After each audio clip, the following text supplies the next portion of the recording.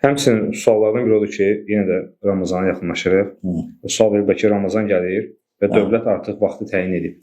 Birdən bizə yaxın ölkələrdə, yoxsa nəsə başqa ölkədə tez və yaxud da gec başlasa Ramazan, biz hansı mövqeyi tutarıq?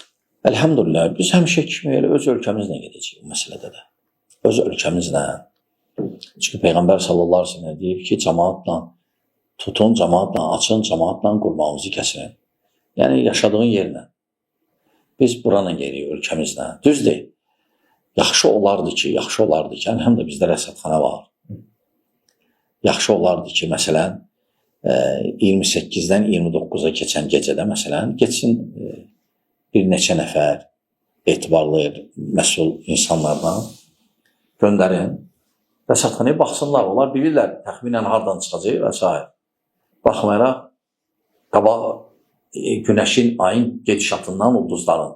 Onlar bir neçə il qabaq da deyə bilərlər. Amma dini cəhətdən gərək görəsən. Ona görə yaxşı olar, geçsinlər hər tərəfdən.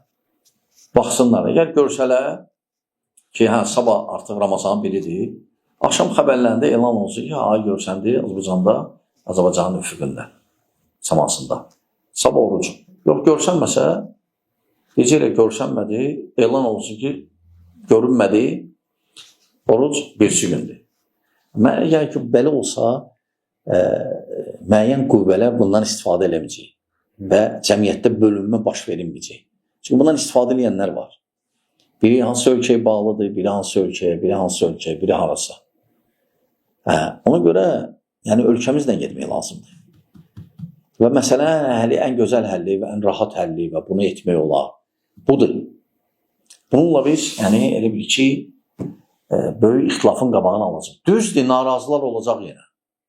Narazılar olacaq. Məsələn, deyəcəklər, əşikəyib o baxanlar, o gün analiz kağızları göstərin onların, qanı, hansı neçənci növdəndir qanı, 2 müsbətdir, 3 müsbətdir. Etiraz edənlər olacaq, o həmişə olacaq. O cəmiyyətdə olmamaq mümkün deyil.